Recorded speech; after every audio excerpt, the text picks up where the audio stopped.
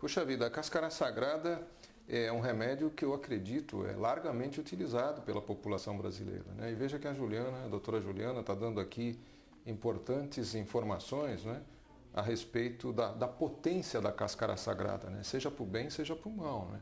Mas é uma planta que deve ser ministrada com bastante cuidado. Com bastante cuidado. E durante um período curto. Nós não podemos usá-la por muito tempo, porque existe também aquela situação. Laxante, chega um momento que aquela dose não funciona mais. Então você tem que ir aumentando a dose. Aumentando a dose, porque isso há um costume, uma resistência. O organismo se adapta àquilo e começa a criar uma resistência. E aí você precisa sempre de doses maiores para ele fazer um efeito. E aí isso vai, com o uso crônico, a gente pode ter problemas desse tipo. Isso aconteceu e acontece com os antibióticos, né, no caso das infecções, né? Cada vez mais as indústrias farmacêuticas aí estão criando antibióticos cada vez mais potentes, né? Para combater bactérias, vírus, né? Que são contraídos pelo nosso organismo, né? Então há uma adaptação do corpo, há uma resistência natural, né, que vai sendo adquirida e aí chega-se num ponto difícil de cura, não é? Com certeza. E sempre vai ter necessidade de você ou mexer naquele medicamento, naquela molécula, adaptar, porque inclusive as próprias bactérias criam resistência. Não é só questão de adaptação do organismo, a gente tem a relação da bactéria com o próprio organismo. Exato. Né? Haja vista a tuberculose, por exemplo, né, que estava praticamente erradicada e hoje a tuberculose é uma doença que mata cerca de 3 a 4 milhões de pessoas por ano no mundo. Infelizmente. Porque a bactéria está extremamente resistente, né? Vai se transformando, né? Doutora Juliana, o brasileiro, principalmente, né, gosta de se automedicar, né?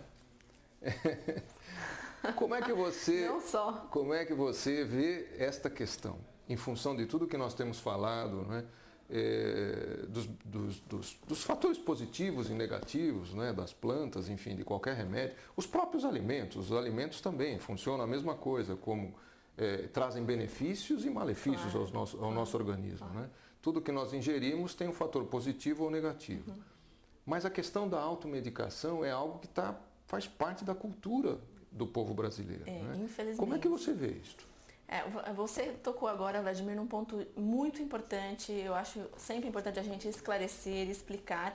Infelizmente, acaba fazendo e faz parte da nossa cultura, né? Então, o que é a automedicação? A automedicação é quando o indivíduo toma medicamento por conta própria, certo? Ou porque o vizinho, ou porque o parente, ou porque a mãe indicou, isso aqui é bom, eu vou experimentar. Ou quando chega com a tampinha da caixinha para você, toma isso aqui que é bom, né?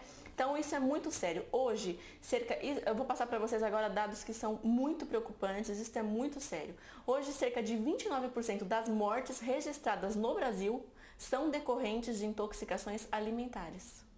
E os estudos demonstram também pra gente que 50% das vendas em farmácias hoje são para automedicação. Então vejam que os dados são muito preocupantes e alarmantes. Infelizmente, é uma prática que é cultivada no seio familiar. Então as mães, os papais e o filhinho ali em casa cresce vendo o pai tomar medicamento, a mãe tomar medicamento. Então, infelizmente, é uma prática que acontece em todas as classes sociais. Interessante a gente observar isso, né? Ela acontece principalmente nas classes mais abastadas, classes A e classe B. E o que acontece? Do outro lado, você tem as pessoas menos favorecidas, né? Os mais pobres, onde a prática também existe. Por quê? Porque hoje a gente não tem, né? Infelizmente no Brasil, as classes menos favorecidas não têm acesso aos serviços de saúde. Esse é o grande problema que a população enfrenta. Então, infelizmente, ele não tem condição de fazer um exame, não tem acesso a um médico, muitas cidades não tem nem sequer um hospital, às vezes é um posto de saúde muito precário. Então, na outra ponta, né, nos menos favorecidos, portanto os mais pobres, a automedicação também acontece porque não há, né, essencialmente o serviço de saúde disponível. Doutora Juliana, veja só, a questão do antibiótico, pelo que eu tenho percebido, já há muitos anos, há décadas, né, tanto o antibiótico e mais recentemente os anti-inflamatórios, né, são receitados quase que de maneira profilática. Ou seja, não se faz, eu entendo assim que não se faz profilaxia com esse tipo de remédio. Não é? Mas a grande maioria das pessoas, dos médicos, acabam, vamos dizer, talvez receitando isso de uma maneira assim mais protetora, né?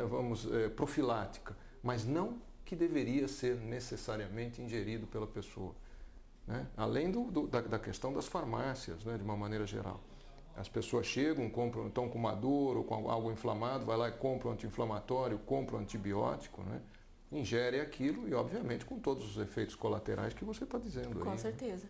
Então, assim, é um problema sério, porque o antibiótico ele tem uma função estabelecida. Ele é específico para algum tipo de problema. Precisa saber se você está com uma infecção bacteriana realmente, se é a melhor indicação. Tem essa questão que nós acabamos de comentar da resistência, né? Se você está com sintomas de gripe, está tomando antibiótico, um dia, quando você realmente tiver uma infecção e você realmente precisar de antibiótico, ele pode não fazer efeito para você mais. Então isso é muito sério, né? Devem ser tomados na hora certa, com indicação, com prescrição médica. A gente tem que saber bem o que está ingerindo, tirar dúvidas, né? Cuidado para não misturar substâncias. Então as pessoas assim, elas vão tomando por indicação, isso é bom. Ela esquece que ela já pode estar tomando outros medicamentos. Como né? Fica essa mistura? Como fica essa mistura? Excelente, é isso mesmo. Como fica essa interação que existe? Existe interação medicamentosa. Essa terceira substância, por exemplo, que ela possa eventualmente vir a fazer uso por indicação de um amigo, por exemplo, pode estar anulando o outro medicamento que ela toma, pode estar potencializando a ação, piorando um quadro de uma doença que ela já tenha pré-existente.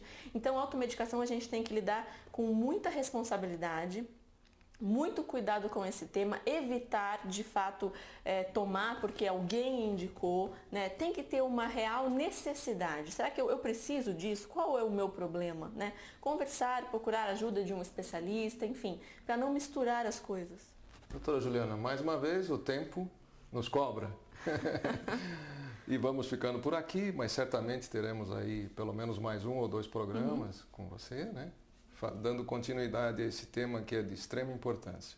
Uma boa tarde a todos vocês e aqueles que tiverem dúvidas ou quiserem saber um pouquinho mais a respeito desses temas que nós conversamos no programa, vejam o nosso site, escrevam e nós teremos o máximo prazer em responder. Uma boa tarde a todos vocês. Boa tarde a todos.